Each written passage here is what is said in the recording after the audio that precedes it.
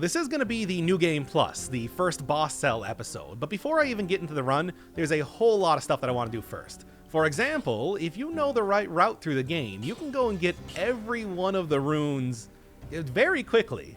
And to do that, I have a very special curated run, giving me a huge amount of damage from the double crossbow-matic that I have unlocked, as well as a huge buff from the wolf trap, and maybe most importantly of all, the electric whip, giving you not only great tracking on enemies, you can hit enemies directly below you, above you, anywhere. It also does AoE damage, which is very, very nice, as you'll see quickly as I give a little bit of a preview of one boss cell mode. And this is also going to be the debut of a tactics run, which is your glass cannon, ranged, a lot of tactics, a lot of like skill usage, your LT, RT type of items. But also a very little health. It is glass cannon in every sense of the word. You will be cracked and shattered by the time you get into some of the higher boss cell difficulties if you're trying to really make this work. But for right now, it's great. It's going to be a nice, good, relaxing run. So anyway, boss cells. Lets you acquire the next boss cell, reduces the number of health fountains, which is rough. But hey, you can improve the legendary forge even more. I think you can get 100% on zero cell mode up to plus, but you can only get like 50% up to plus. So yeah, if you want to start getting the really good upgrades, you do have to be climbing up the boss cell count.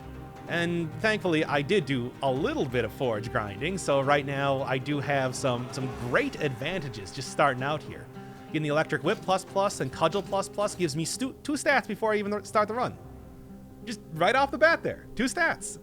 And the stats that you get on items that are upgraded are going to be whatever they scale with. So Cudgel will always give survival. Electric Whip will either give brutality, tactics, or if you have multiple stats on there, a combination of both. I really want to get the tactics this time, but you know, whatever. You can always re-roll it later. That also re-rolls the stats on there, which is helpful. So yeah, first thing you're going to notice with first boss cell mode is these new enemies, Plague Rats. I don't know what the actual name is, but given that, you know, you got the plague of the malaise going around here, it only makes sense that we're going to have some vermin carrying it with some huge pustules on their back. Another theme that you'll be seeing a lot over time. Yeah, you know, I got like the cudgel here and everything. The reason that I picked this shield in particular is, I mean, there's actually no reason. It's really, I don't have too much else for secondary items right now that are going to be of any good, so why not go for some stunning? Sure, yeah, it's reasonable. And with having the Vine Rune, there's a bunch of areas that have now opened up to me in the first part, usually containing some sort of item, which is great for getting your run started. I'd like to say that the first area here, oh, and by the way, yes, all whips in the game ignore shields.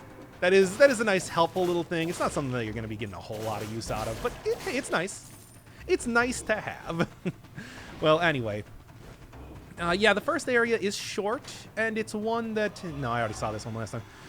It's short, and it's one that you're mostly going to be using to kind of set up the rest of your run. There's just a lot of items hanging around, and they're all very near the entrance.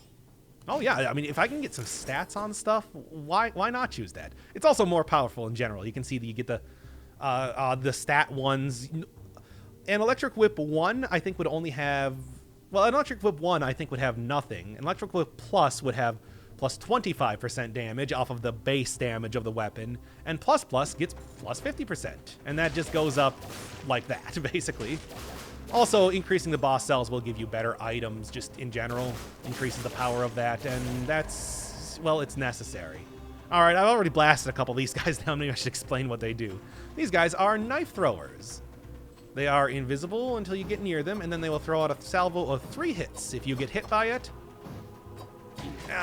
you take poison damage for a couple seconds. They're frustrating. They're the sort of things that can really end a run quickly if you happen to meet with them when you don't have a whole lot of health on you. And as you're getting up in boss cells, you do start to lack health. Enemies dealing more damage, taking more damage. It's rough. Oh, and there's another little quirk of electric items. You get criticals in water. Even if your item normally doesn't do criticals, it will do criticals if it's doing electricity and the enemy is in water. It's nice. It's not something that comes up a whole lot. Really, the AoE and the incredible tracking. I told you, it's not a nice game. Yeah, the right reaction there, too.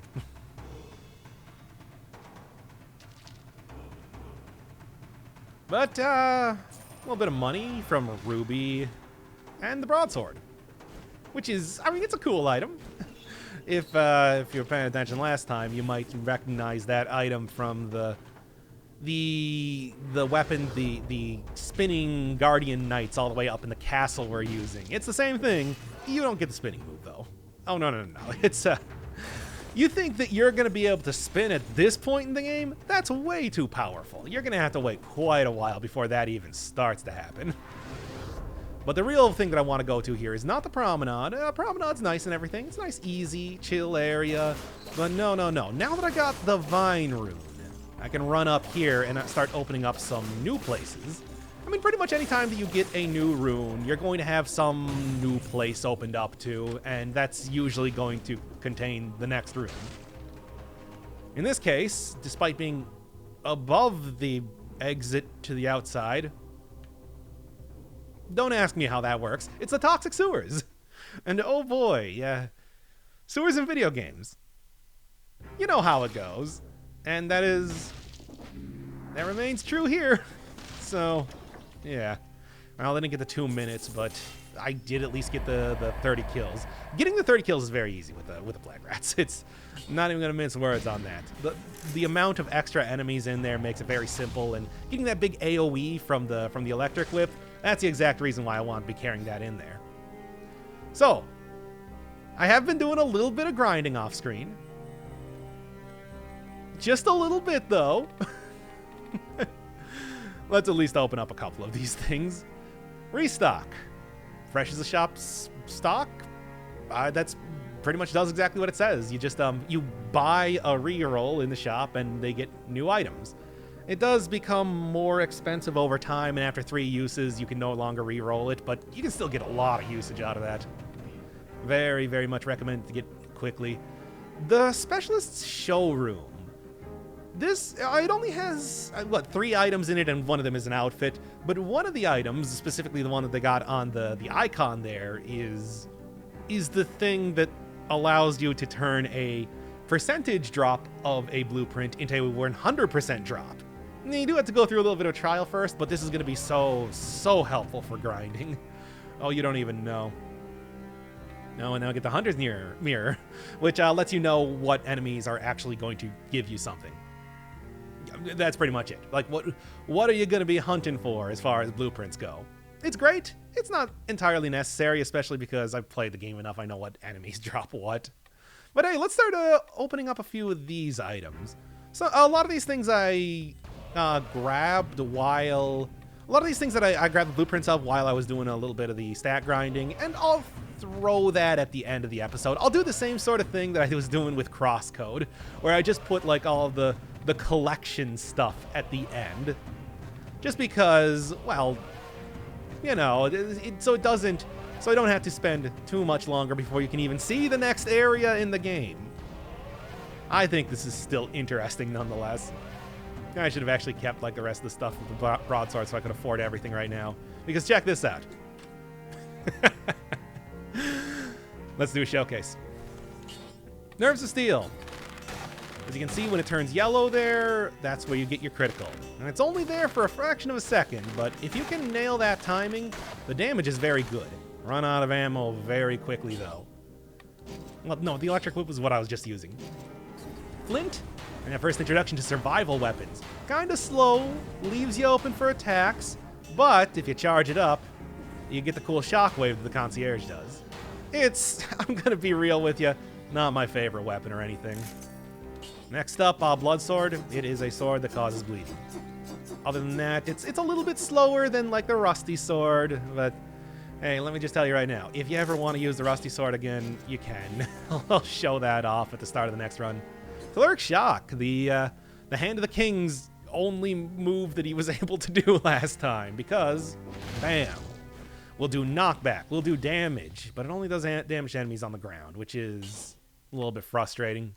Magnetic Grenade, another type of electric item, sucks enemies into it and deals constant damage to them. And so because it is electric, it does get criticals in the water, even though it otherwise does not.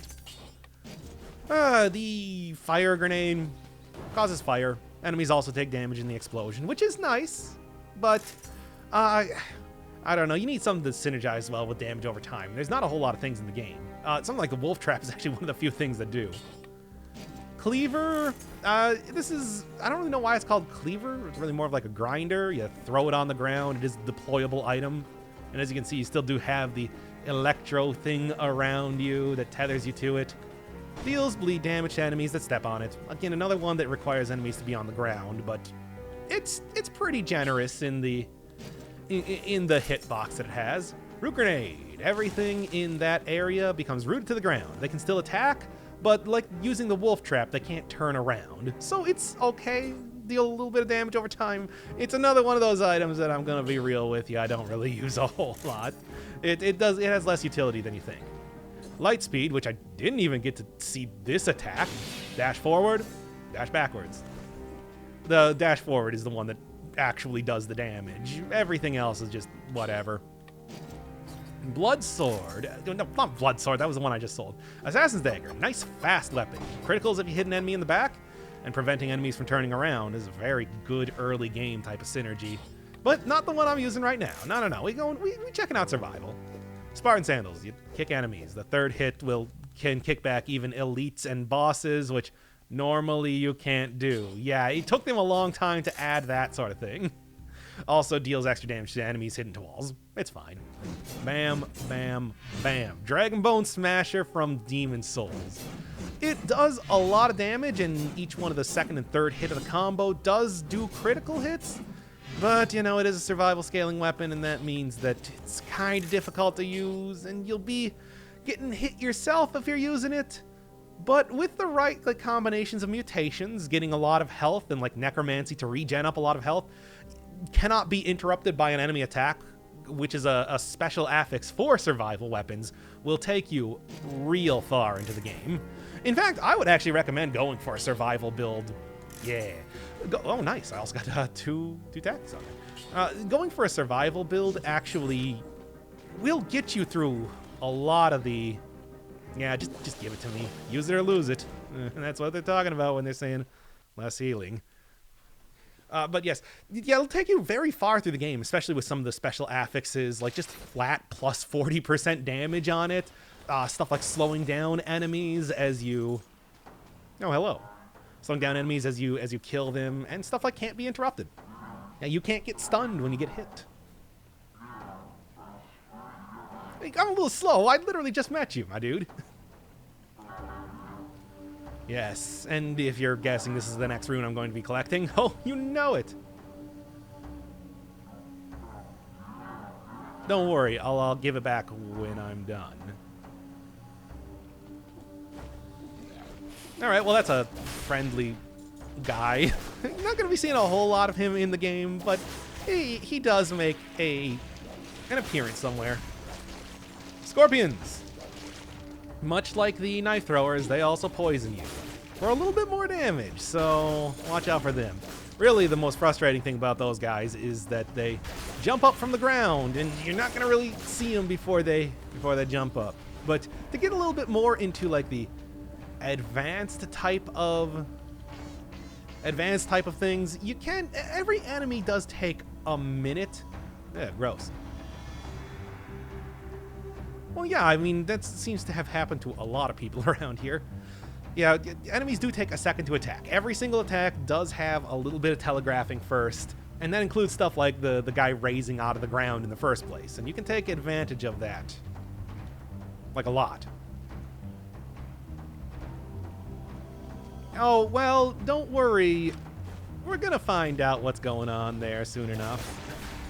Maybe tentacles are going to be a bit more of a theme than you would expect. Yeah, give that to me.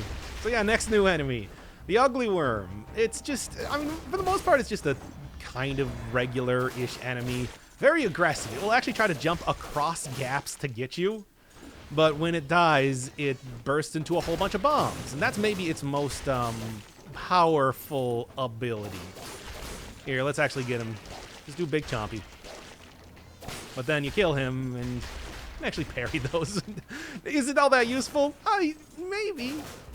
Depending. I mean, you know, the parried bomb does do damage back on enemies that you're fighting, so you can use it to take out a pretty huge amount of enemies. Good. It's something that doesn't really come up a whole lot, but your parry does also refresh. Usually you have like a second before you can parry again. I'm mashing on the button right now, for example. But if you... Come on, do it. If you get a parry, you can parry again immediately. That was 2 parries right in a row. It didn't even look like it. It looked like a single parry. That's how quickly you can do it. And so you can sweep up an entire area directly below you. It's not... I mean, it's something. Kamikaze bats. Did we actually see these things last time? Well, if they get near you, they explode. You can also parry that. You can parry pretty much anything. I think you can parry pretty much any attack in the game as long as you got the timing right. Make sure you got that timing right, otherwise you're going to be in for a world of hurt. Oh man, with the amount of enemies I'm killing here, I was just going to reset after I got the rune, but I think I'm going to... Here, let's see if I can do it. I didn't quite get it. I think I missed like on the second one.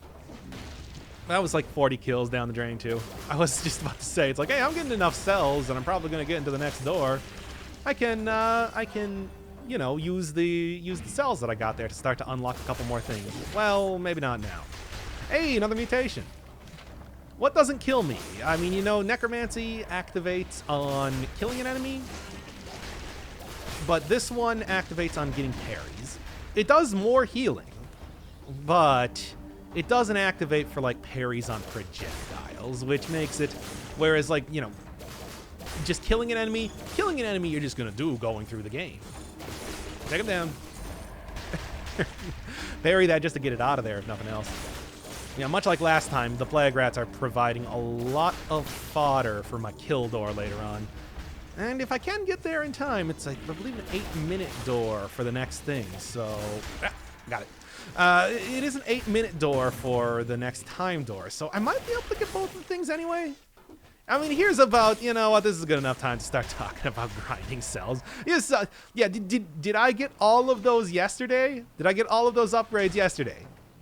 Yeah, I did. The cell grinding is not terrible if you know what you're doing. How do you do cell grinding? Well, first off, if you're just starting up the game, I really recommend a run like this. Taking out a huge groups of enemies at a time from a distance, it's a pretty safe way to go about playing the game. And on top of that, it's also, you know, tactics run, so you get stuff like the really great turrets. And pretty much the best way to do it, if you're trying to unlock stuff from Old Collect Man, he will just be in the very first room. He's always there right as soon as you get out of the first area. And getting out of the first area will net you up to 40 cells if you are able to get both the kill door and the time door. And going through with an item like this, especially as you get a couple of forge upgrades, not difficult to do. You can actually do that very consistently over and over. And like I said, each one of the doors gives you 20 cells along with... there goes my 40 kills again.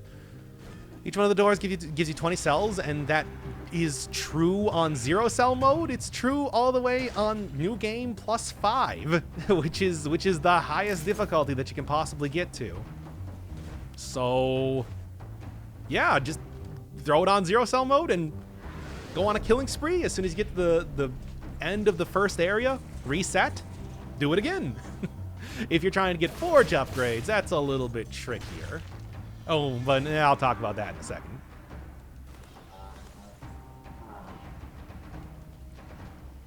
Yes, I see underneath the gigantic spiky skull. Maybe it just has very interesting hairstyle. All right, I'll see you in a minute. So, we got the slasher.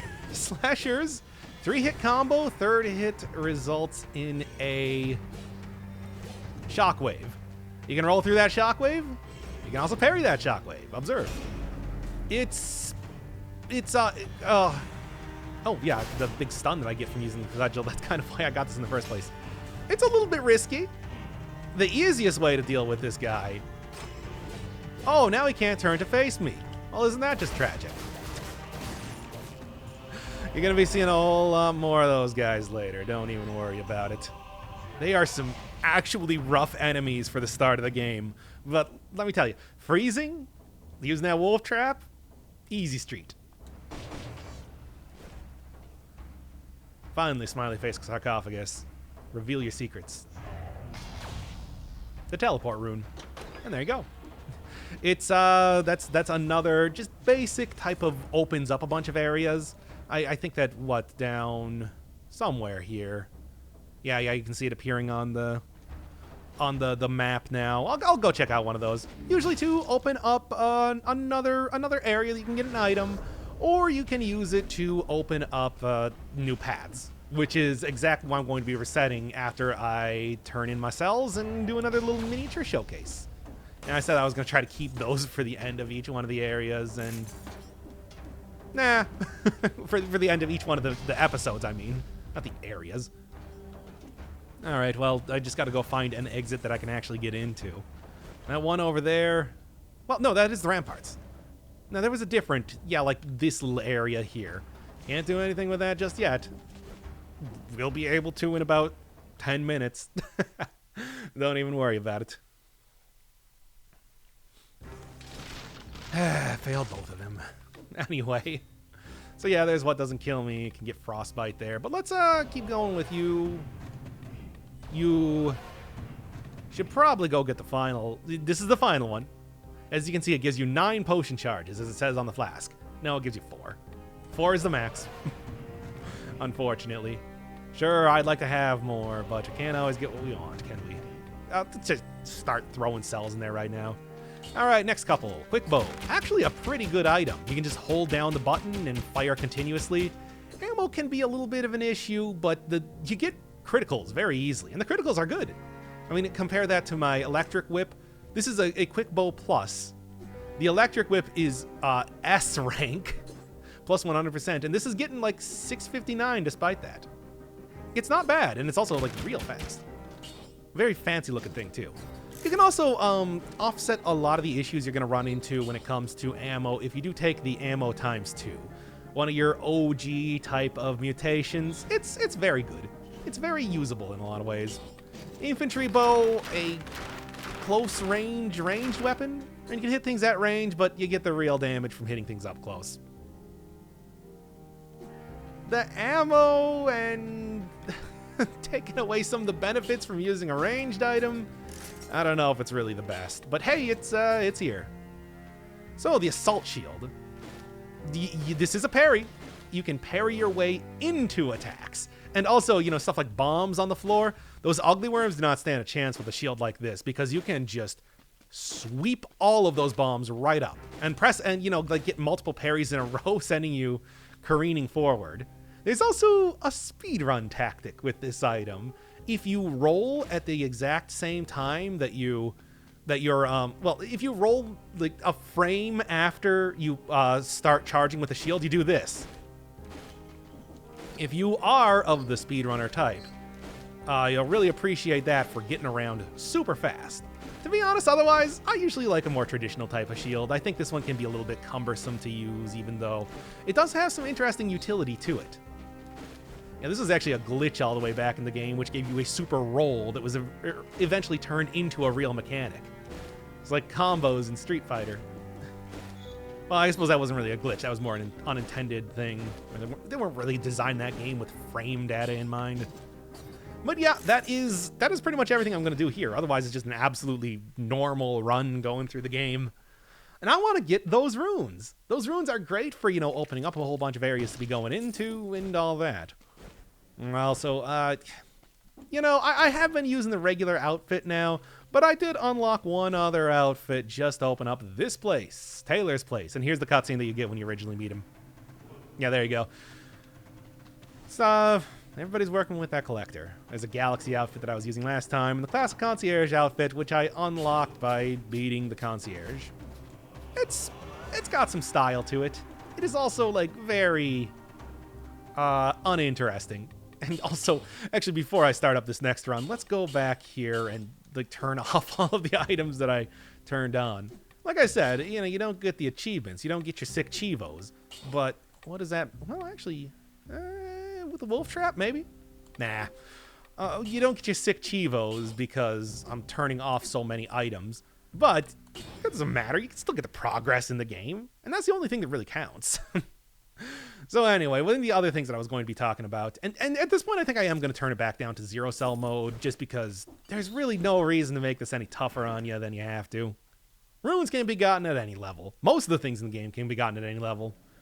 But yeah, I was talking about last time. How do you get that forge upgraded? Well, you do have to beat a boss. However, you only have to beat one boss, and then you can reset. I would recommend the Concierge. The Concierge has a lot of reasons why you would want to do that. Basically, you know, starting out here, it's the easiest set of rooms that you're going to be going through to get into that fight in the first place. So there's a huge point in its favor already.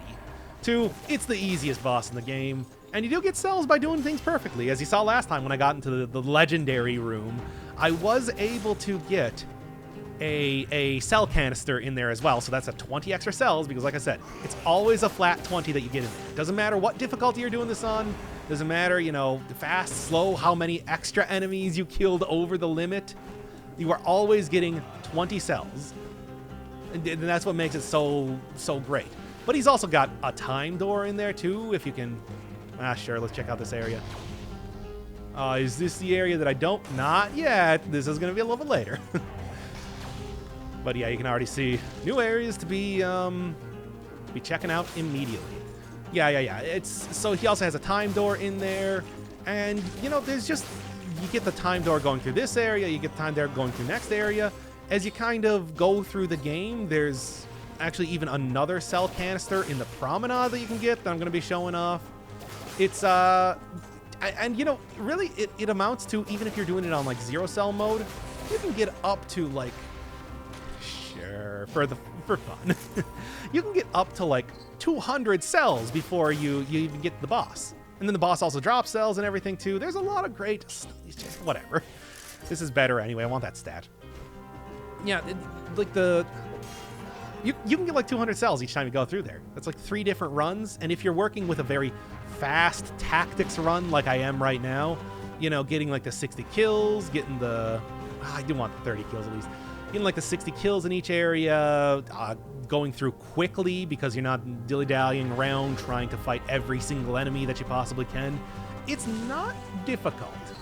Now, this is not true for... Now, that's like a decent amount of cells, and certainly I think that running through each one of the areas is a pretty effective way to do it early game.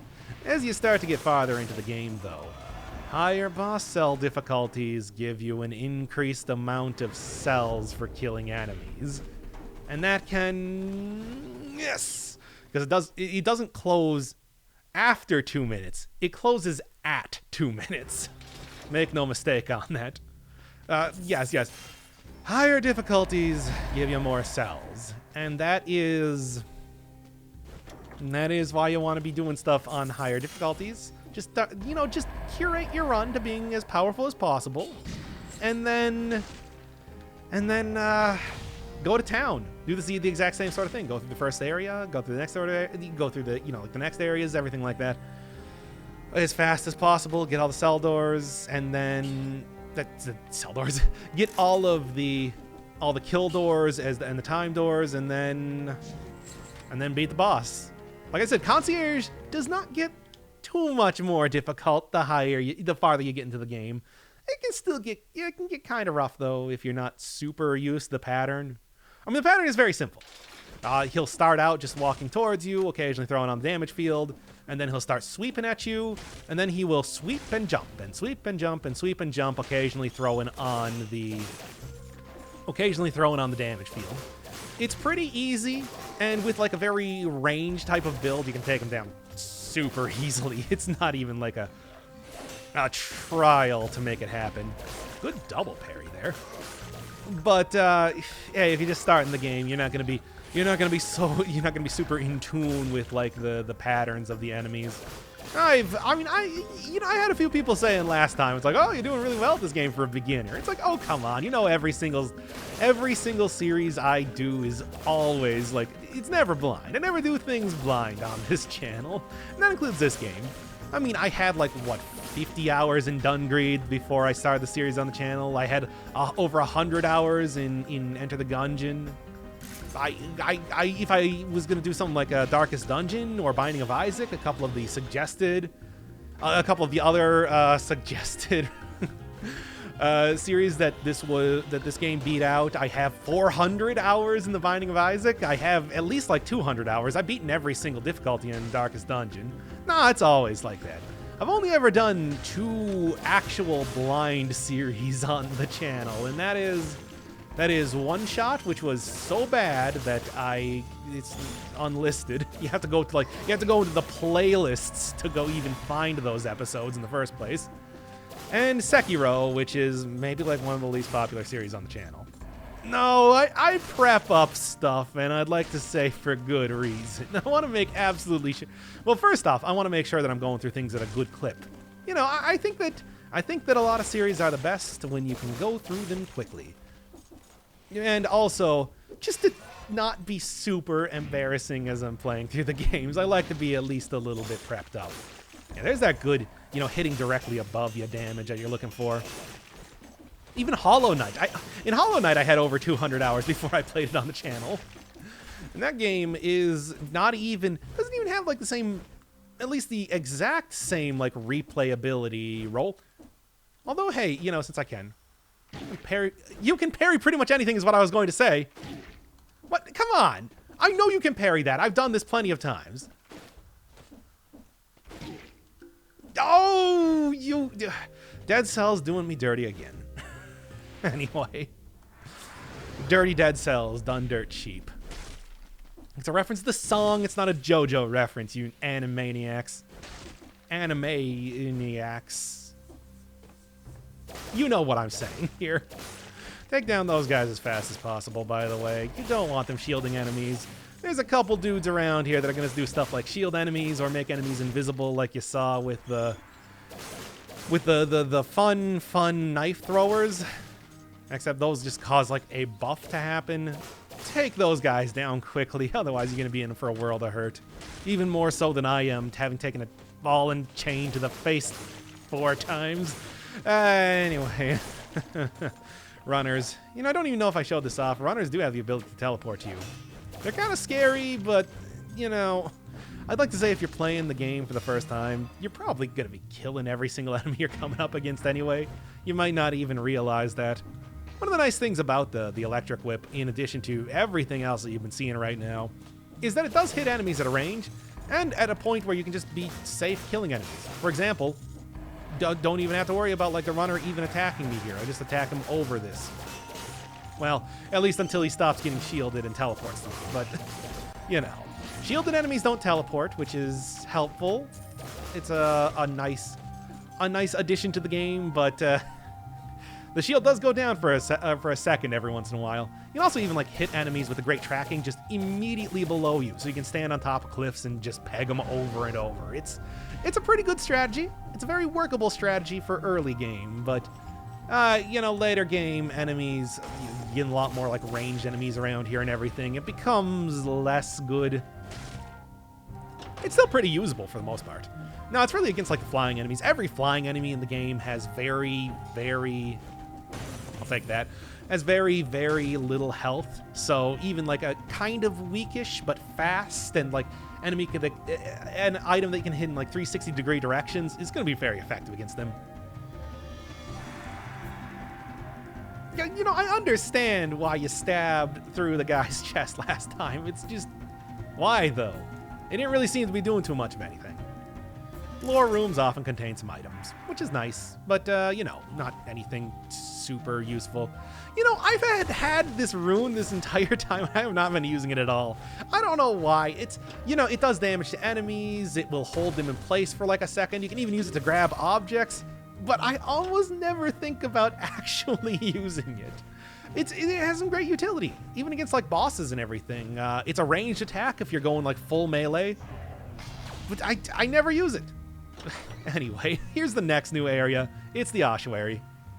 Yes, not Ossuary, it's Ossuary. I looked this up.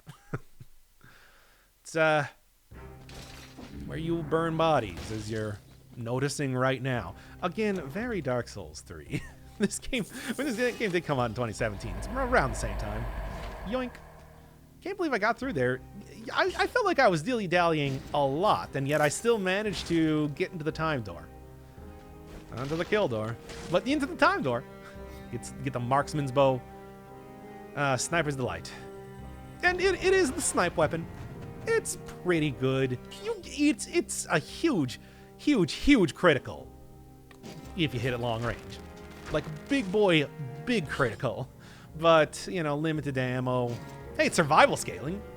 And being survival scaling, it's a little bit slower. It's a little bit rougher to use, but it can be devastating to the point that I had a voice crack there. So, you know, that's how devastating it is. Anyway, give me something. Predator. Billboard and editor. Here comes a Predator. I don't really want that, though. You know what? I'm using a lot of deployed skills. So just take the deployed skills. The heart, like I was saying, I think is a very good starting mutation. It does prevent, after you use it, you don't get that slot back. So you gotta kind of pick and choose when you have better stuff later on. But for right now, it's like, I'd say that it's a great one while you're still kind of like going through the game. All right, 2 new enemies here. Thorny and the Death Spitter. Thorny is a guy that if you're hitting him with a melee hit in his back, he will hurt you. Like a lot. If you're using a ranged weapon, don't even worry about it. You're fine. You got no problem going on. And even if the whip wasn't ranged, it is considered a shield. So if I was using like a non-ranged whip, of which a couple exist in the game, I would be able to still hit him with impunity, which is good. You need that. Other than that, he just Sonic the Hedgehog's towards you. That's more of like a Dark Souls 2 thing as well. But you know, if we're going to be comparing this to Dark Souls, we're going to be here all day. Death Spitter, on the other hand, spits out these little slimeling guys. Will be destroyed after it spits out enough of them, or after you deal enough damage to it. The glass is tough on that thing, but you can destroy it. The slimelings, on the other hand, are kind of difficult.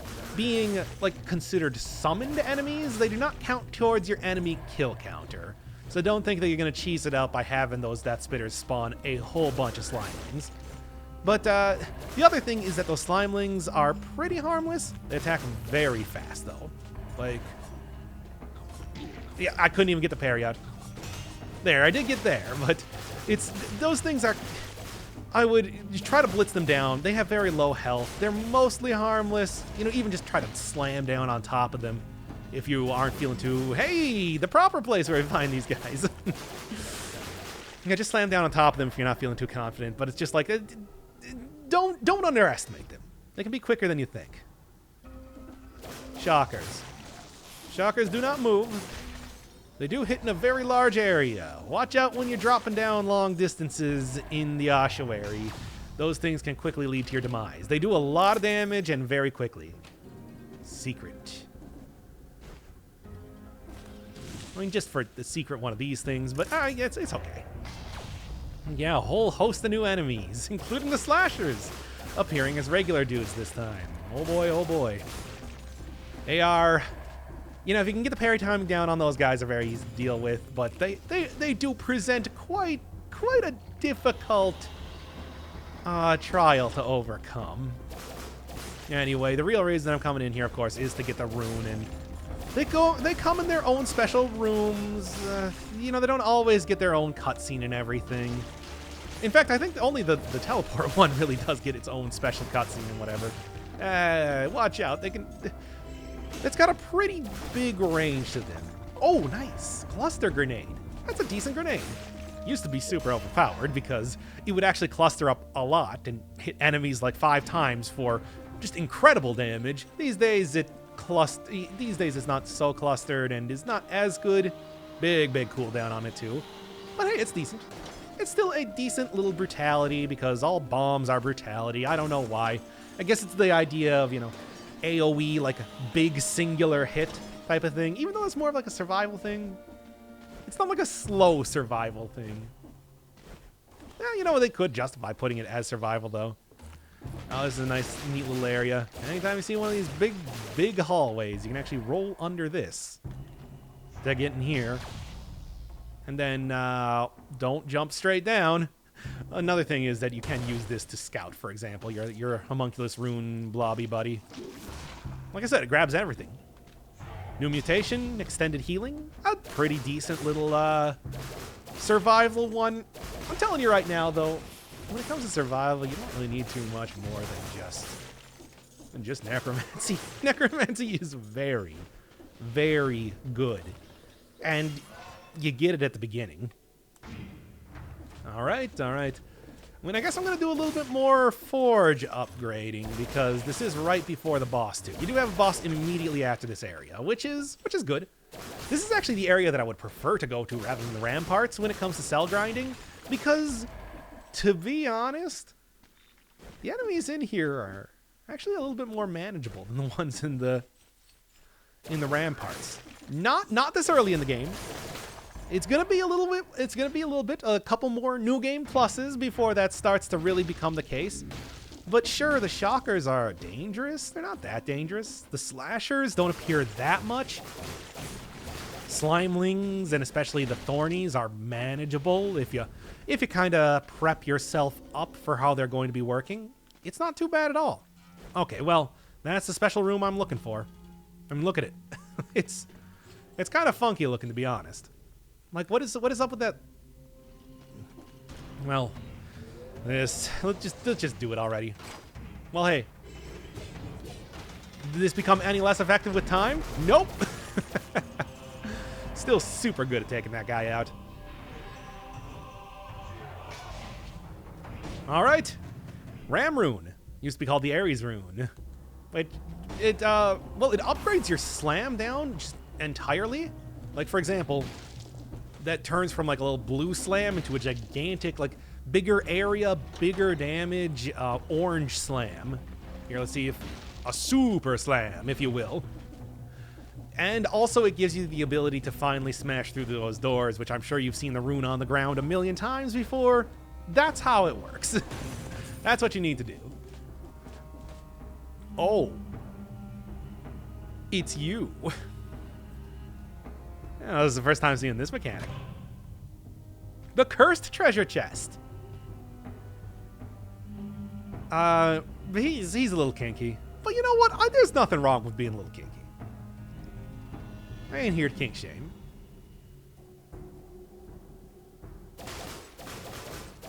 No, not like that.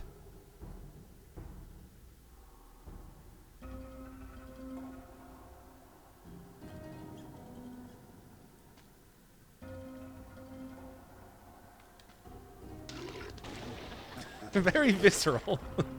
But curses. I actually skipped through that a little bit too quickly because I'm so used to it. But you know what? Here, contains one colorless item. So hey, colorless, highest level of flies, and that's great. That's going to be your major source of colorless items aside from getting like a legendary items, which randomly appear on enemies, randomly appear in legendary shrines, which I haven't even seen just yet. But are always consistently after you beat a boss without taking damage. Colorless items not as powerful. You don't get the consistently. You don't get lowered reroll costs. You don't get the star special affix on it. But hey, it's still colorless, which means you can use it with any build. That's amazing. And you also get a stat. And well, do I need to say anything more about getting a stat? That's fantastic. And some money too, but you know. Alright, well, let's actually start using the marksman's bow a little bit. Like I said, it's like a 6x damage critical modifier you get for using this thing. But it's also, you know, it's rough in its own way. Well, of course, the downside is curse. One hit and you're dead. Not my favorite mechanic in games, but it's mostly manageable, especially if you're using like tactics, really hit things at a distance and everything. Be pretty safe, but oh, one hit kill. Make sure you have 10 enemies to fight before you go into the boss. Otherwise, things, well, you're guaranteed to get that legendary item or die trying. Yeah, I guess that's kind of a benefit. There's not a whole lot of things that curse you in the game. There's like a cursed gem that curses you for like 30 but gives you a lot of money. Breaking down any one of those golden doors that you have to pay for that you see like in the first area, that will curse you for 10 in the same way as a cursed chest. Obviously, you don't get nearly the same. You just don't pay for the item. Is it worth it most of the time? I don't think so. But cursed chests are going to be the major way you see curses. And oh boy, it's very worth it. Make no mistake here. It's worth it. Stats, colorless items, if you get like a fast attacking ranged item and you're working with survival, that's just a ball game. That's what you get. That's amazing. I mean, usually you have to like rely on getting some kind of decent legendary item. And one of the things with legendary items that hasn't actually come up yet is legendary items can be any item in the game, even if you don't have it unlocked, even if you haven't been to the area where you would unlock it. You can still get it. It's totally random.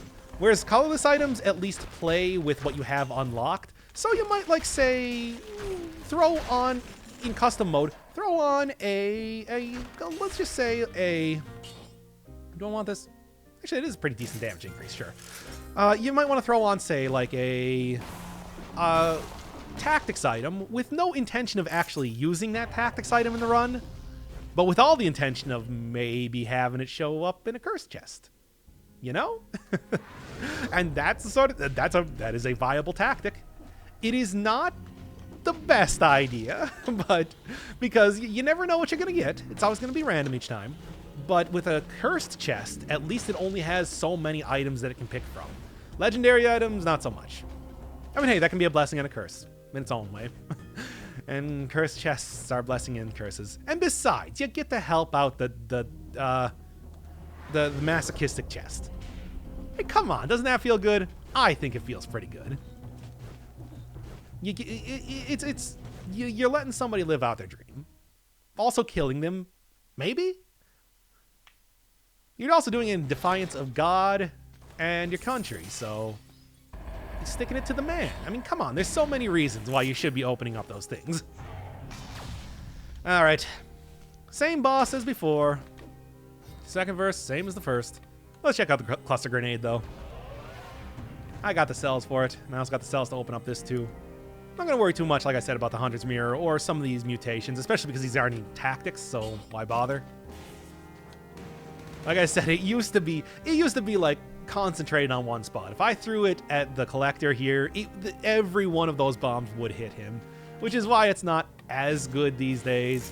20-second cooldown is also pretty hefty, but hey, there's ways you can get around that. And, you know, stuff like Killer Instinct, Hunter's Instinct, a few other things you can unlock. Blind Faith and Heart of Ice, giving you some pretty good utility in survival, especially because, like I said, there's affixes on survival only ones that give you like slow down enemies around you. It's all right. Sure. I have 4 potion charges at this point. I'm doing totally fine. Still don't trust you. Anyway, I do want to. Sure, whatever. Now there's the first example of getting 2 stats on an item of different varieties. This guy also does have some lore too. Why not? I reforged the... Yeah. I don't know, you reforged the arrows? You reforged the wick to be extra short? Reforged the shrapnel in the grenade?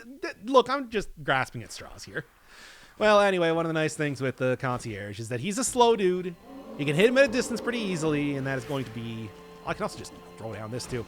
That's going to be pretty good for taking him out with this weapon. Look at it go. Look at him cycle through his phases immediately. You know, I should have gone with... should have probably gone with a double ammo mutation in retrospect. Oh, well, he's far enough here. And hey... Another reason why it's pretty good idea to take a shield, even if it doesn't exactly scale with what you got, Releases arrows stuck in an enemy whenever you parry an enemy. It's important. Speaking of which, speaking of important to release enemies, arrows from enemies. 15% damage, looking pretty good. But I do think at this point, going to be resetting again. I'm going to go get that other rune. 24 seconds. If only, again, I didn't dilly-dally around all the time. Well, that's fine, at least. Not really what I want for the stat, but, you know, it is traditionally survival tactics anyway. Hey. Oh, yeah, I'm on zero cell mode. I forgot. Well. I can go unlock this. All right. This is the last reset. And I am going to be going in and getting the last rune that I'm getting for right now, and maybe actually the rest of the runes in the game now that I'm thinking about it. Yeah, I might be able to do that. Well, this is also going to be the one boss cell run if I can make it work. We'll see how that goes. Oh, and I should probably go change up custom mode again because...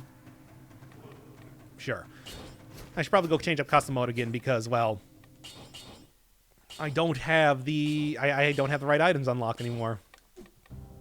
Got a couple extra things here. Starting to fill it out.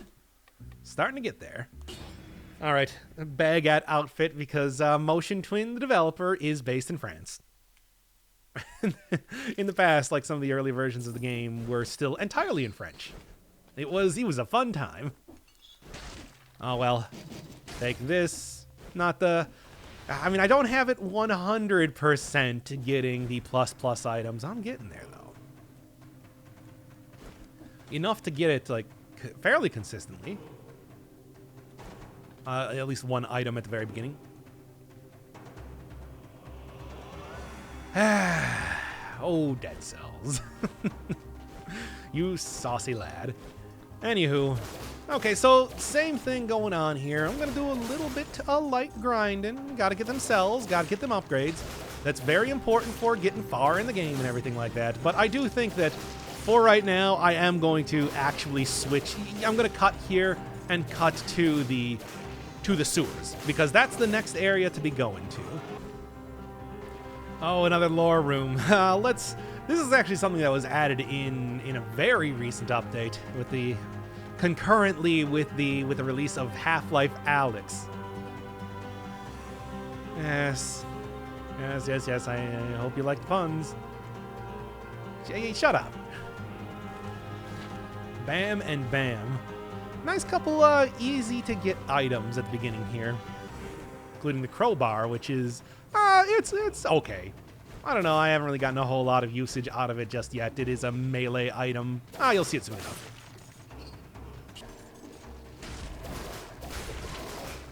Oh, now that's a good pickup.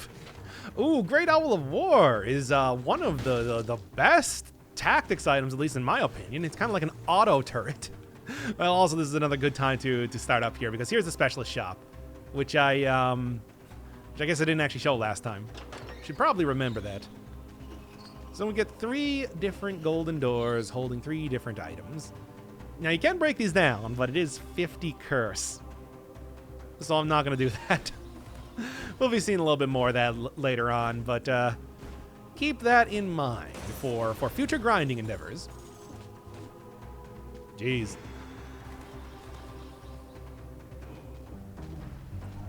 Oh, hey, I was gonna part 2 to this quest line. I mean, impressive how I cheesed them out, but yes. Frankly, I don't even know how I would do that if it was possible. If it's even possible. Sure. I'm sure I will. What are you gonna do? Get zapped a million times and die? Ooh, the rapier. Not a good item, but a new one.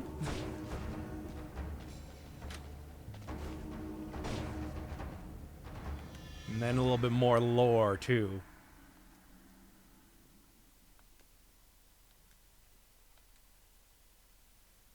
No, don't.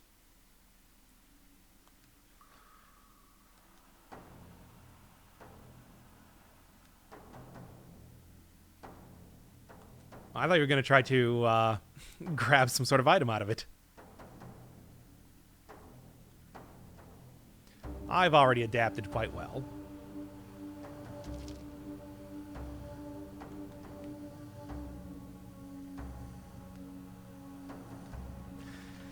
Anyway. Really, it looks like it's about the size of you. I don't know. Given the sort of weird monsters... Given the sort of weird monsters that we've seen so far, I don't really think it's all that unusual. Here's where I'm looking for. Now that I got the Ares rune, the Ram rune, whatever it's called, I can go down here, opening up yet another new path. And also a new mechanic, the cell doors. As you can see, it has a single cell on it. And since I have one boss cell active, I can go in here. There's usually an assorted amount of goodies. It shows on the door what it is. This one is a chest. But there's also stuff like shops, which can be useful, or just cell containers, which is exactly what I was talking about when it comes to the promenade. And hey, hey. When it comes to the promenade and getting a little bit of extra cells if you're doing your grinding out of that. Because for getting 2 boss cells active, the 2-cell door in that area will give you a nice leg up with a container of cells inside of it.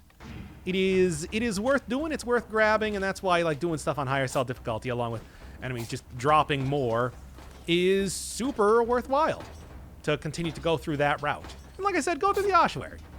Ossuary is nice and simple, its inhabitants kind, and they will be able to go down pretty easily to give you a pretty decent amount of extra cells, unlike the ramparts, which, as you get up there, the enemies get a lot more difficult.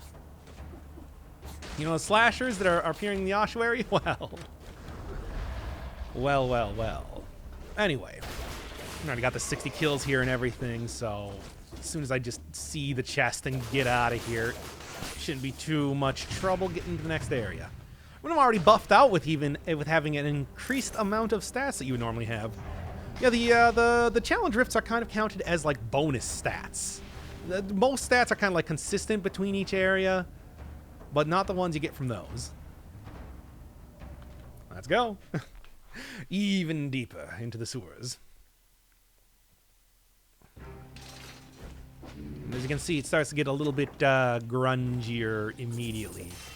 And also a lot more the color of something you'd expect if it was in the sewers. Which is what I'll say about that.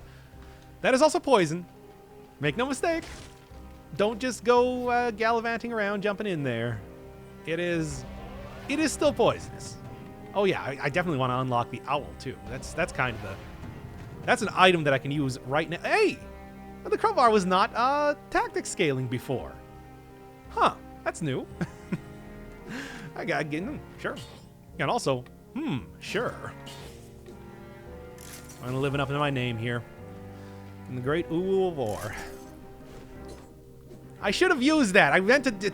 So it's a shotgun. It pulls enemies towards you. It has like a little gravity well that can break boss AI. It's actually super effective for taking out many different types of enemies. And it does decent damage on top of that. Survival scaling. Okay. I didn't mean to sell it immediately. And yet I did. Oh well. Yeah, what else to take? What else to take? Support's still going to be pretty good. That's just a basic increase to my damage. Owl can also be enraged for a little bit of extra damage, but really, as long as I'm not getting hit, it disappears if you take damage, and you only gotta wait for the cooldown to get off, but that can feel like a long time in the midst of battle. It's an item that I would not recommend for like taking early unless you're very confident in your ability to blitz down things, or you're very confident in your ability to dodge. Either way, you'll be looking pretty good if you can manage either of those. Shots pierce enemies. I got 15% damage on this guy, and also a stat. I might even be able to upgrade him to give me 2 stats later on.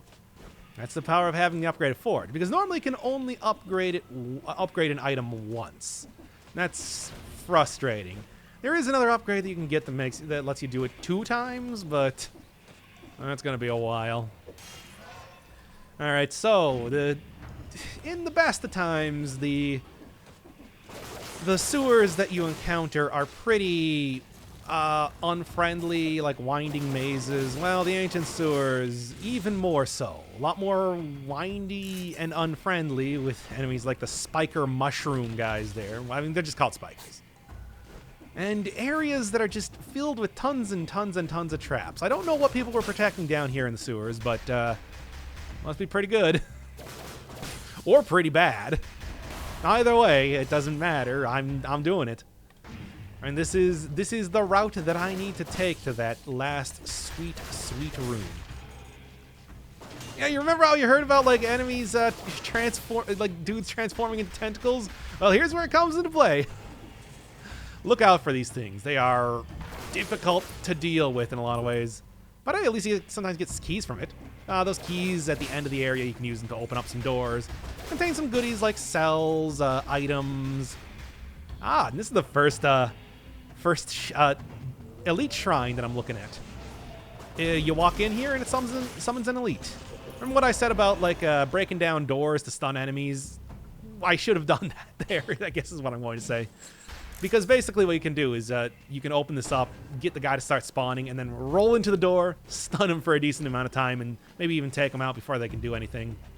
Also, one of the things you'll notice now on one boss cell mode is that it no longer takes until... It no longer takes until half health for elites to get into their second phase and start teleporting around to you. Now it's just on first hit. Hey, another decent item. Sadist Stiletto. If you have damage over time from what? Either the... if I'm remembering this correctly, either poison or bleed, you are able to get criticals. And that's not entirely uncommon. I mean, there's a lot of stuff. Like, you're seeing last time that I had upon destruction throws down a poison cloud, or upon destruction throws down a poison cloud, or throws down oil and plus burning. Oil and burning doesn't really work, but everything else does. All right, puzzle time. As long as you got the homunculus rune, I think this works. Just remember that you can climb on walls with this thing. Aside from that, it's just kind of groping around in the dark here now, isn't it? Good. Give me that... gotta hit the button first. And actually, I can just do this then. Yeah, it makes it a little bit easier. You do have, like, your ground slam when using this thing, but I'm going to be honest, it doesn't even make an impact on the ground. It's just to go down faster, really. Okay. Ugh. It's going to be worth it, though. Trust you. Oh, come on now. You got this here. Just get down and get in the robot, Shinji. Anyway, I haven't even seen that show. Okay, there we go. Actually, no, I think oh, right. I'm remembering what you actually need to do here. That's why they give you the ability to teleport back past that point. Just gotta keep going around Invisible Maze. As always, very good game design. if old Flash games taught me anything. And, yeah, here. Smash on that D-pad. Thank God you can just climb off the walls. I don't need to jump every single time. There we go. Just thread that needle. No, I don't think there's anything actually in here. There's stuff up here, though. Invisible mazes, once again. I mean, you can kind of see where you can go through stuff, but it's not like it's the easiest. Okay, fine. It's up here. Yeah, all right. No, it's not up here, is it? Ocean Twin, you saucy lads. You have frustrated me for the last time. Anyway, there we go. Gold reserves 5. And that's your final upgrade for being able to reserve gold after death. I think it's up to 25,000, which is enough to afford you a lot. Take those things down. I hate them so much. Because they don't only sweep at you, they also come up from underneath you, which is very frustrating to deal with a lot of the time. No, the enemies are starting to get more dangerous, more deadlier than ever. Especially with the amount of kamikaze bats hanging around here. Oh, much like the plague rats, it does make it pretty easy to get your 60 kills in, but, you know, is it worth it? Well, if you're using the electric whip, you can at least take them down without even, like, thinking about it. Good roll there, by the way. I'm not going to go try to parry those things again. They had their chance. They had their chance to show me their cool mechanic. They decided not to. And they'll have to live with that. They're going to have to carry that weight. Anyway, okay, and yeah, easy. Could just go up there and sell that, but I'm not even going to bother. I don't need to. I'll obviously doing a lot of work. It's an auto turret. It's an auto turret in a... Well, it's an outfit, but it's a good outfit. It's an auto turret. It's an auto turret in a game where, as I was saying, turrets can be perhaps a little overpowered. So, one that just follows you around that you don't have to keep continuously redeploying, it's great. It goes a long way. Take that guy down and get over here. I haven't really seen any like cell doors or anything though. Not every area has them. Like a castle, for example, does not actually have any of them, but most of them do. Yeah, here's like the 2-cell door that you require.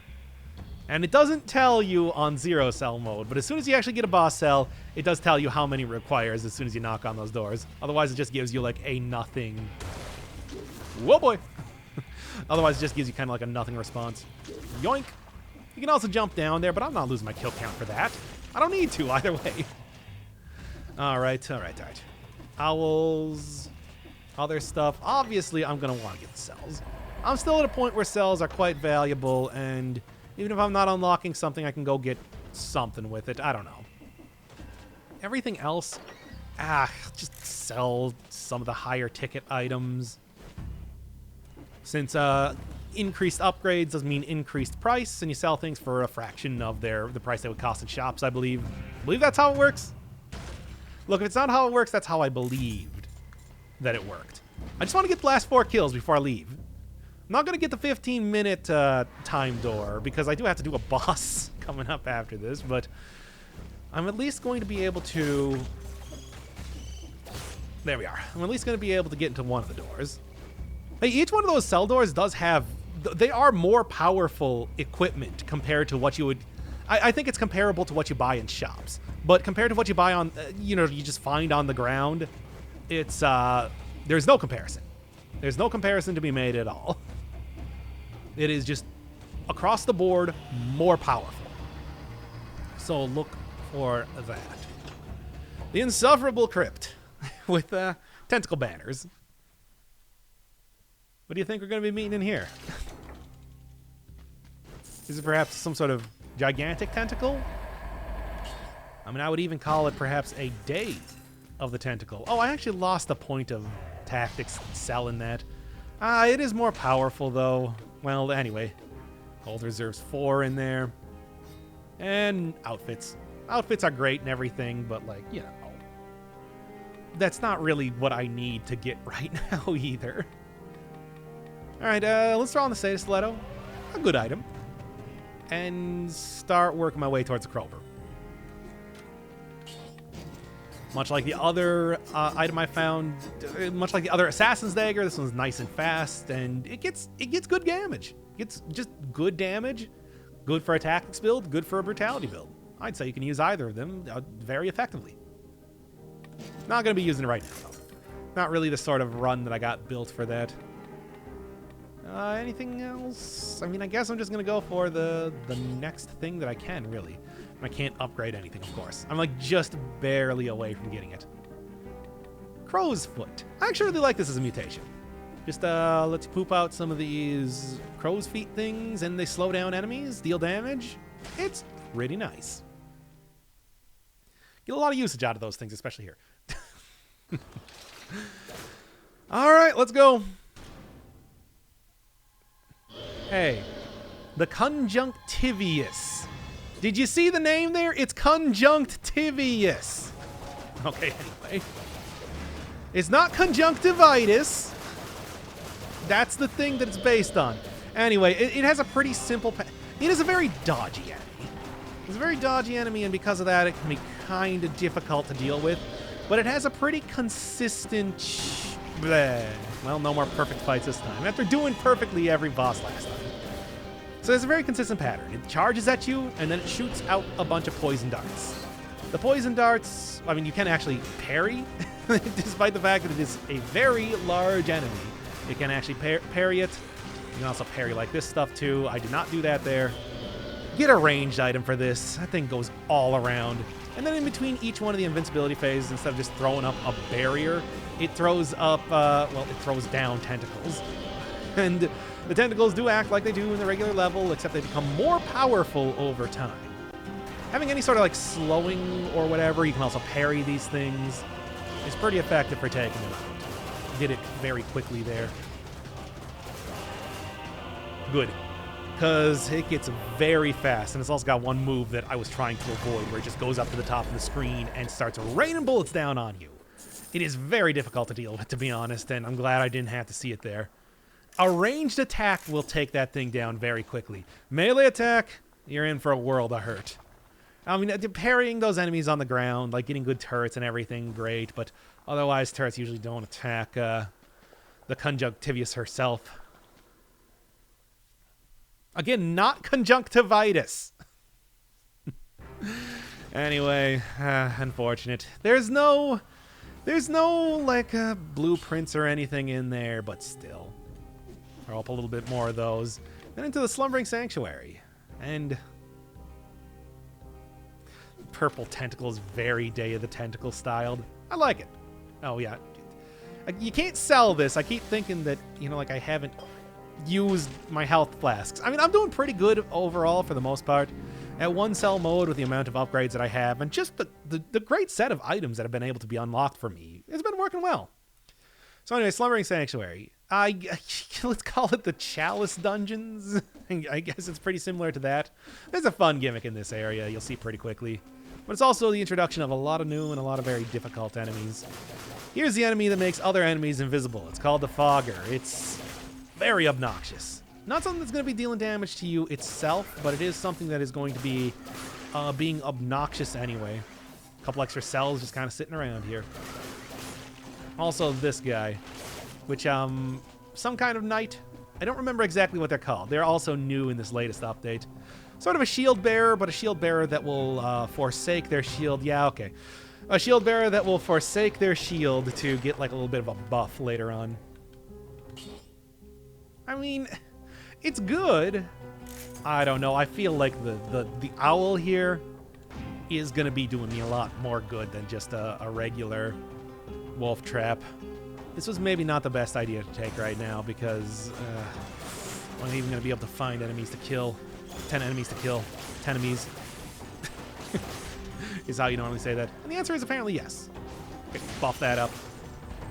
Watch out for these guys. I'm not super used to their attack patterns just being new and everything. But with a buffed up owl, it's no problem. Anyway. Okay. A lot of nice statuary around here.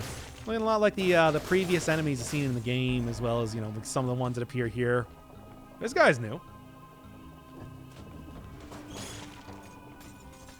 Blatant foreshadowing? What are you talking about? Anyway, give this to me. Straight upgrade for my owl. I would like to take 2 of them if I could, but no longer possible. Alright. Just keep looking for as many stats as possible. I think there's only like... Okay, so here's the thing with cursed chests. I should probably mention this right now. Is that cursed chests are consistent in some areas. For example, this place. Oh, well, actually, let's talk about that in a second here. Hello.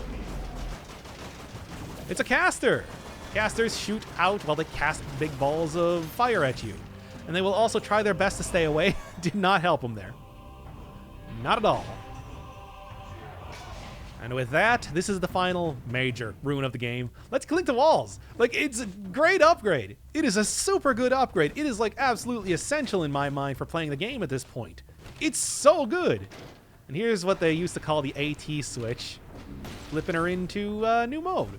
But yeah, Spider Rune lets you get to a bunch of new areas now, and also lets you climb, just like get so much more utility out when you're next to walls. You can even do like this sort of thing so that you can continuously climb up the wall. Well, any sort of like very fast attacking weapon like that will allow you to do that little exploit, I guess you could call it. Well, anyway, now that I've hit the switch, the doors are open. That's nice. Oh, and also this happens. Golems. You'll learn to hit these guys pretty quickly. They are very powerful, very fast. They can take quite a beating. And, like, they ain't gonna ever let up. They even got another attack where they slam the ground and stun you in place to set you up for a punch. A big old rocket punch from them. They're rough to deal with. But yeah, each one of these doors open now. I can get like the cells. I can get into each of the other areas of the game. Here's another blueprint, if I'm remembering correctly. Right here. Masochist reduces damage you take from spikes. Or, well, any trap. So that's useful. Makes it so going through the challenge rifts are easier, but I mean, it's reduced down to like I think like a maximum of 10% of your health, which is good. It's not like I wouldn't really say it's something super essential though. There's points where you want to use it. Ooh, that's a new enemy, Duelist. Another one that's introduced in the latest update. I'm not super familiar. Seems like it mostly just hits you very quickly. I think it might be able to reflect ranged attacks. That's another thing that the weirded warriors. Golems can also can't punch their way through turrets, making this a pretty good build for going into this area. Yeah, it's weirded warriors also will not be able to be hit by projectiles, but I was using a brutality-based run last time, so it wasn't really all that big of a deal. No, it's more important like now with this sort of run. Yeah, flowing into the sewer network and causing the malaise. And you might think, oh, is that the cause of it? They give a few different explanations for that, as you'll see over the course of the series. I'm spoil this one for you right now, Mysterious Alchemy guy. No. you failed. Pretty badly. Yeah, okay. You can roll your way past that, you can parry those guys. Parrying is pretty effective, but it's still a scary thing anytime that happens. I told you really want to take these guys off as soon as possible. Well, at least parrying those things back, like every single projectile, does make it so that you can do damage to them too with their own shots. It's helpful. Forgotten Sepulcher. Now there's 3 exits to this area from what I remember, and one of them is a clock tower, which I'm not going to be going into. One of them I don't have open yet. One of them requires... You know, there was that whole thing where there was the giant explosion and then like a big old hole in the wall. Never actually looked at that, did I? We'll do it next time. Anyway, that's the way you open that up. Anyway, the Sepulcher, though, is the only new one that I haven't seen just yet. And oh boy, is it an area. It's also another area with... God, what the final rune I'm going to be getting? I think it's actually the final rune. I'm getting it right now. Great. I'm happy. It's more of a utility rune like you get with the...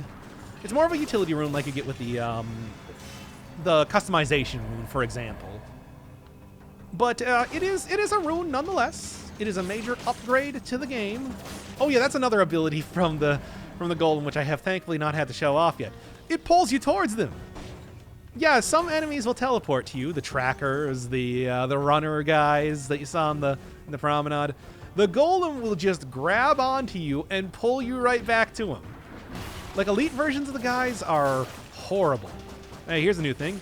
This is a legendary shrine. It gives a big ol' health buff to anything that gets near them. You can see that by the little shield. But when you take it, and I'm going to take it. Why not? It's a legendary item. It is a legendary item, and it also removes the blessing that it's given to all the enemies around here. This is a good item. I was saying last time. I was saying last time I was using this that it's like this is the quick bow might have problems with some ammo management issues, but with a shield to get that stuff back, or enough patience. Here, let's see if I can actually show this off. Surprise! You're dead. Well, thankfully not me, but the Golem definitely is. All those guys.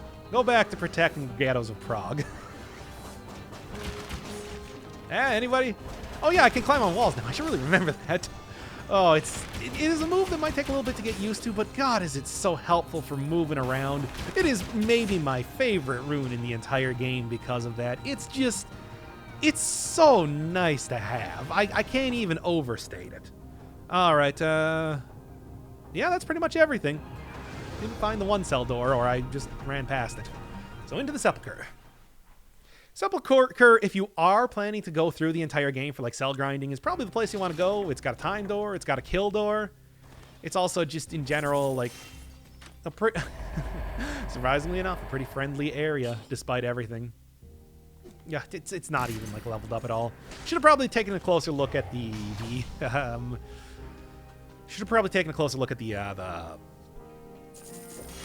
necklace in there though. Again, could be good, but I don't know. I'm liking my Great Oboe of War. It's helpful. All right, there's Masochist. Capped 10% of your max HP, which is it's fine. Also, look at that little rendering error on the HEV outfit. Anyway, let's unlock some stuff here. Crowbar, rapier, and just short of the tentacle. Not short of the Frontline Shield though. The tears of the community are engraved onto the shield. That's an old reference to what the Frontline Shield used to be. It's too much to even explain. So rapier, nice fast weapon based around rolling, but the critical that you get after rolling, as I was saying, is or after a parry. I guess that's a nice change up.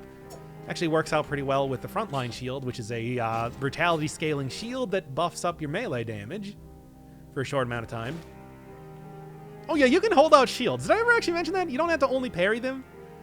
You'd still take damage, but it's less damage. And, you know, you do get eventually stunned out of using the shield if you just hold it up for too long, but hey, it's a thing you can do. I want to say it's like at this point in the game, I don't really do it too much because, well, I'm just at that point. Anyway, yeah, the critical hit immediately after a roll or a parry is very short. It's a very short amount of time. It's unfortunate. This is based around destroying a door or destroying just objects on the background too. You might have seen like with the what do you call it that I was using? Electric whip. The electric whip that I was using that it would sometimes like hit onto like little objects on the floor. Well, that's where it becomes useful. All right, give me this, and give me fuel, give me fire, give me that which I desire. Yeah. It becomes way, way more expensive over time as you reset mutations more, but as long as you kind of got a good idea of what you're doing in the first place, it's not too bad. It's not terrible.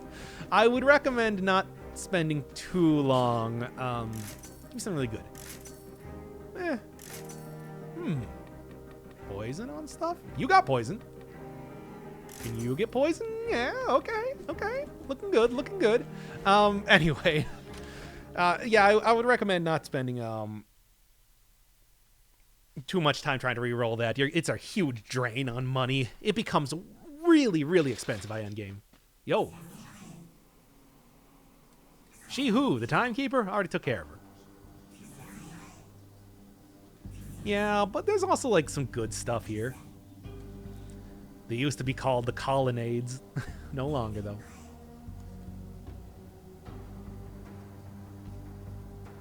So, you're like normally a spider, or is that like a malaise thing? Well, anyway, that's actually all you get out of this character. It's pretty disappointing. Great design and everything, but like, that's it. That's all you get. And then you can also have like a little portable light here too. Doop. It even like will throw down some flammable oil. You get some affixes on it, as well as one of the unique things to a few items in the game, damage reduction. Used to be way more of a big deal in the game, not so much anymore. So yeah, these little tiny monoliths do run out over time. That's why you're able to get the nightlight here. And then, the other thing is that if you spend too long in the darkness, here, let's just go show that off right now, for completion's sake. If you're going fast through this area, you can usually avoid getting hit by the darkness, which is what makes this kind of safe, because the enemies in here are otherwise not super terrible. And then slowly starting to take more and more and more and more damage until you die. Don't let that happen. It can sneak up on you pretty quick. And by the way, that is well, first off, that is one of the few ways you can take damage without just outright dying when you're cursed. But also, get out of here. I think I've kind of showed you off. It's one of the ways you can take damage without outright dying by a curse, but it's also affected by stuff like increased damage taken, like that 2 times damage given and taken affix that you can get on stuff. Okay, come on, I gotta go find light here. Just come on. It will also unfortunately ruin your... Hey, nice. It will also unfortunately ruin your kill streak too, which is a frustrating thing. But hey, if you're careful, you can open up a few like permanent versions of these, the gold ones, by finding like openable wall runes. Yeah, take this guy out too. Sure. That's a good item. Getting good for the... getting a lot of good stuff for the... Stay away from those guys, by the way. Corpulent zombies, which basically describes me. They're dangerous. Anyway, what was I saying here? Yeah, doing very well for our blueprints. Very happy about that. This is also it's kind of a maze-ish type area. Got some tougher enemies, a lot of trackers. You're gonna be having a lot of enemies teleport to you if you're hanging around in this area. Not even more than that. There's also a lot of snipers here. These guys did not used to exist in this area. They put it in here, I guess, because people are having too easy of a time if you can rush well enough to avoid the darkness. As long as you're not... I said in the last episode, Dead Cells is a game that's really, really about speed, and the darkness mechanic here gives a prime example of that type of thing. It can be easy to deal with if you are feeling speedy, or very, very difficult to deal with otherwise. That can be rough. Anyway, still like taking these things out pretty well. I think the double ammo is just in general, right, dead inside. I think double ammo is just in general going to be very, very effective here. And, you know, quick bow entirely. It's just a nice rapid fire ranged weapon. Get a lot of criticals on it. And with the legendary, legendariality of it, I was able to get a very good version of it, enabling some great synergies on my other items trivially. That's great. Sepulcher also used to be an area with like way too many scrolls in it, to the point that you would just always go in here and you would never go into any one of the other areas. That was changed up in one of the recent updates where they made it a little bit more consistent, so it wasn't that you always wanted to go into the Sepulcher. Not that I was complaining. Dead Cells is a hard game. It is a one that it's, you know, you don't really look a gift horse in the mouth. Well, anyway, that was a grinder enemy, the blue ones. Do you know the Axe Knights from Castlevania? Well, it's the Axe Knight from Castlevania. You know, I meant to describe this as a Castlevania type game. I accidentally said a Castlevania action RPG last time. But it's like there are some pretty clear... kind of a tricky one to go over. There are some pretty clear references in the game here to that, and that's still a while till we have to do anything with that. And that's, you know, one of them. That's one of the more obvious ones. All right, anything going on? I mean, more owls, but my owl keeping ability... Okay, that was close. My owl keeping ability is limited to 1. Like I said, unfortunately, but that's just how it do. All right, give me that 60 kills at least before I end up this area. I am like really don't want to deal with these guys. They do like a big old shockwave and everything. Fat man fall down and make shockwave. You know the kind. You know the type of person. All right. And unfortunately, there are 2 bosses that you can actually go to from this area, but I can only do from 1 for right now. I told you, you can grab keys. You can grab any object. It's great. I love it. I just do not use it that much.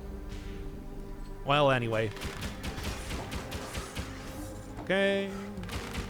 Done. And yeah, I should be able to get a nice shield. Spike shield. That's your that's like the damage dealing shield of the game. When you get a parry, it's extra powerful compared to most shields. It's a very uninteresting type of item, but hey, you know what? If you want to go like heavy into survival, that can be useful. All right. Last area here. Double tracker fight, much like I did in the castle. And the final rune of the game. Yes, that's right, already. It's been like 2 hours in this series. The final rune, the Explorer's Rune, reveals the whole map and points of interest once you've explored most of the level. That's super good. Like, that is like actually extremely great. It does take a little bit of a while to, you know, proc, as you could say, if you want to use old MMO terms. But once it does, you know, everything that you think you might have been missing is no longer missing. Good parry. That could have been bad.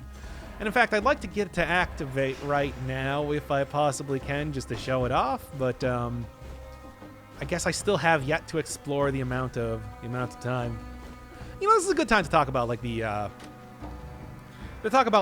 speed buff. That is something that kind of comes into play a little bit later, but there are a few things that synergize with it, like the Frenzy mutation that I got very, very early on. It is a thing after you can combo enough enemies.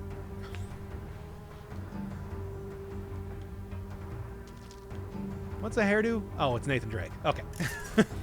Anyway, yeah, after you kill enough enemies in a row, you are able to... Maybe it's just not going to activate on like the first time here. I don't know. You are able to get a speed buff. You'll notice that by having like a couple green arrows appear around your character, and then as it goes up enough, you'll see like a little orange arrow. I've had it a whole bunch of times throughout the course of this episode. I'm sure as you've seen, lets you move faster and lets you synergize with stuff like a weapon that explicitly gets criticals when you do that. It will let you get healing from like Frenzy. It's a minor thing, but it's nice to have. It is a nice little addition, and it's certainly, you know, otherwise when you can just run by every single enemy, encourages you to not do that. So, you know, that is something that you'll see a little bit more later as I get an item. I'm thinking at the end of this episode, just get the tentacle. And throw everything else in the health flask. I don't think I'm going to require it here, but it's not too bad. Tentacle. Use the grapple on the walls. Is that ever actually useful? Nah, not really. The main thing is that when you're pulling yourself towards something, you can do like a rocket punch. Do your own Golem impression. It's... that's all I'm going to say about it. Don't expect to see a lot of showcases of that item. This is the easiest way to say it. Anyway. Should be another simple fight against the Timekeeper. We'll see exactly how that works. Yeah, I know you can open up those doors normally. I'm not going to, though. Hey, it's me. Again. Well, never mind, then. Oh, we actually got to see her second phase this time, though. Where she pushes you away, interrupts you with magic of cutscenes, and starts summoning big old swords. Does not help her. She also does stuff like throw shurikens and dash around the arena, but every run that I've had so far has been not really showing that off too well. No, it hasn't. Hey, that's a good outfit. Anyway, nah. I mean, it is like an increased damage, but and let me tell you, the Timekeeper is an easy character if you have a great tactics run going on. A hard character, even if you have a great survival run going on. She's a fast character, and range works pretty well. You know what? You've convinced me. Because like I said, you can break enemy AI with this item. And that's exactly what I'm going to be doing. Hey, nice. That is exactly what I'm going to be doing. Because the final boss of the game, the Hand of the King, he does not take too kindly to this item, and you'll see exactly what I'm talking about. Normally, I think that if something scales with survival, you should probably take a survival... Oh, come on now. You should probably take survival with it. I mean, pretty much the way that I look at it is... Okay, he does have a pretty big wind-up time, so maybe I'll just have the owl take care of most of the stuff around here. Guess we can get up here now. Yes. I Usually the way that I look at items is that I prioritize doing survival first. If something scales with survival, I probably want to take it in a survival run. And then even if it scales with like tactics, I don't know, it's just a little bit too hard. Much crystals. Well, I mean, they're also worth money too. Maybe they're the currency of this place. I don't know, whatever. So yeah, crystals, mining operations. Remember that for later. Anyway, I was saying here, man, this is also going to be a thing for a while. Yeah, tactics just is very squishy. Sure, you get a lot of great items with it, but I don't know. It's like, I think that's, even if something scales with tactics, I would much rather take its like secondary scaling thing. Only using it if I am absolutely forced to use even if it's only tactic scaling. And then I usually like taking brutality. You can get a lot of health with that. Stuff like one of the mutations that I got last time is just gives you increased health as you get more points in brutality. You don't really have too much way to heal it, but that's what survival is for. Survival is a lot of health, a lot of healing potential. Anything that does healing in the game is going to be under the brutality, or the survival bandwagon. There's stuff like Frenzy and a later item I'm going to get called Adrenaline, or a later mutation I'll get called Adrenaline that does the same sort of thing, but, you know, it's, I could just book my way out of here real fast. And to be honest, I might. I might just do that. I do have to go find a second key, though. I suppose there is that other blueprint. I should probably be getting those things. Whatever. There's plenty more runs to be had. If I can have a speed kill, I mean, this has already been a pretty lengthy episode as it is. I don't think we're gonna lose anything by not going fully into fully exploring that whole deal. Well, let's go. It's a good item. A good item. Anyway, this is still pretty early in the game, though, all things considered, so don't get too comfortable. Be afraid.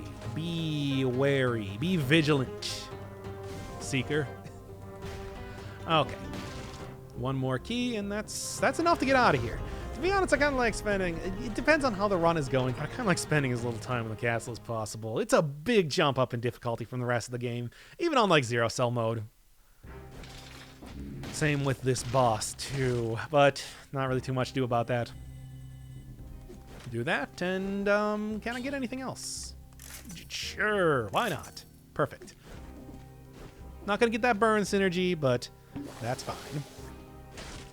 I can live with it.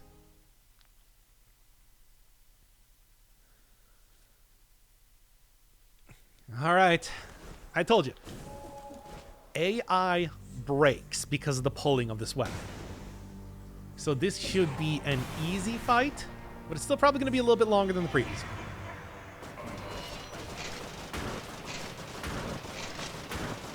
one. Or not. I swear you're going to get to see these bosses eventually. Thanks. Recycling tubes. Oh man, that one I've seen a lot of people wondering about. It is a straight upgrade for your starting equipment, and it's very, very good. That is going to be one to prioritize getting as soon as possible. You got to be one cell mode to actually get it though, which is kind of rough. Well, anyway, I can still continue to check around here, but and now that you actually know what the cell doors are, it's pretty obvious that you're going to need far more to get into there. All right, well, not quite done yet. There is still a couple more things I want. That was only 31 minutes? Jeez. It's been like nearly 2 hours in the recording here. Yeah, that's not everything I want to do, but, you know, hey, we're going to get like the...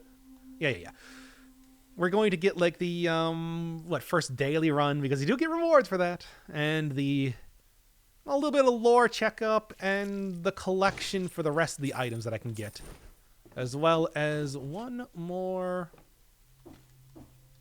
Yeah, not quite.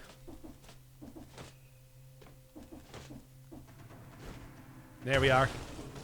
One more blueprint. Because right here. Disengagement. This is a good one for tactics because it's a one that activates on taking enough damage and gives you an invincibility barrier. So yeah, here we got very hard. 2 boss cell mode, which is what we're going to be doing next time. And as you can see, there's a bit more change up. Now I can actually start getting even more legendary forge stuff. Removes all health fountains, but also 2 times more cells. It's pretty good. All right, so I do want to do the daily run first because, like I said, you do get stuff from this. There is stuff to get. Let's just waltz right in, sit right down, and do 1 daily run. And frankly, I don't really like doing daily runs a lot because I don't know. I'm not really a competitive type person who really cares all that much about it. Yeah, I'm not even going to worry about it. As long as you complete it, you get the blueprints. While scoring as much points. And there are some stuff that you can get. There's like some new stuff you can get here too. Also an area that I don't think you can see anywhere, well, that I haven't seen just yet. Yeah, this is an area that hasn't even appeared. And a weapon that hasn't even appeared. One that you get criticals after getting hit, which is good. I mean, it's pretty good. It's like some hefty criticals or getting cursed, by the way. But you know, that's a whole different kettle of fish. Well, anyway, score points. They're like point bonuses that you can get. And overall, you're just kind of trying to find the best route through the game and then beating the boss to actually complete it. I'm just going to be focusing on beating the boss right now, which is right here. Well, it's just the concierge. It's kind of like a buffed up version of the concierge who immediately goes for... I think it's always just the concierge, to be honest. It's just like a buffed up version that goes for the jumps and sweeps immediately rather than waiting a little bit. And finally getting some good usage out of the rally mechanic in this game, where you're able to get back a small amount of your health as you attack. It's something that doesn't really come up a lot early game since you lose comparatively little health, but for right now, I mean, it'll come up more. There's a few advanced tactics that start appearing in the game that I'll probably start bringing up next episode, because 2 boss cell is when it gets real and when things start to get real saucy. But first, here's the collection. I'll just do a post-commentary crosscode style. Oh, this section's shorter than I thought it was going to be. Yeah, I guess I didn't actually collect that many blueprints. And really, I guess I did stop getting some of the random drops from enemies. I think in the future, it's going to be mostly stuff from the Hunter's Grenade collecting, because otherwise it's just too difficult to scrub through the timeline and actually find these. No. I mean, even when I was doing this, I gave up a couple attempts at getting a Rampart blueprint, which would have been nice. It's one of the best shields in the game. The major takeaway I'd say for right now, though, is that most of the things you're going to be getting through the Hunter's Grenade over the course of the game, but there are a couple that require a little bit more finesse or puzzling to actually do. Stuff like the Assault Shield and Root Grenade, for example. And here's the lore. And obviously you got all the runes and everything that I've grabbed over the time, as well as the various upgrades. The weapons, seen most of those already. Yeah. Mutation, same sort of deal. Well, like, here's like the stats. Here's the exploration, biomes. Monsters, I think, is a really interesting thing to be checking out. We got zombies, purulent zombies, corpse worms, weaver worms, scorpions, grenadiers. Few things have killed me just yet. Actually, I don't think anything's killed me just yet. I usually just restart the run and don't die from any particular enemy. Kamikaze. Buzz cutters. Used to be called flying biters. Slashers. Cleavers. They're called cleavers. I thought they were called grinders. I guess that thing's called a spawner. It used to be called death spitter, but in corpse juice rather than slimeling. Names change a lot in this game. Impaler used to be called Spiker. Inquisitors. Those guys used to be called orb casters. Golems. Maskers used to be called foggers. Guardian Knight, Lancer, Knife Thrower, Sweeper. A Royal Guard, 2B, Sewer Tentacle, Duelist. Yeah, pretty much a Rancid Rat. That's what they're called. Conjunctivious Tentacle. And Hand of King. So, you know, that should finish it up for this time. I'll be coming back with a lot more grinding and a lot more stuff in general as we take on very hard mode.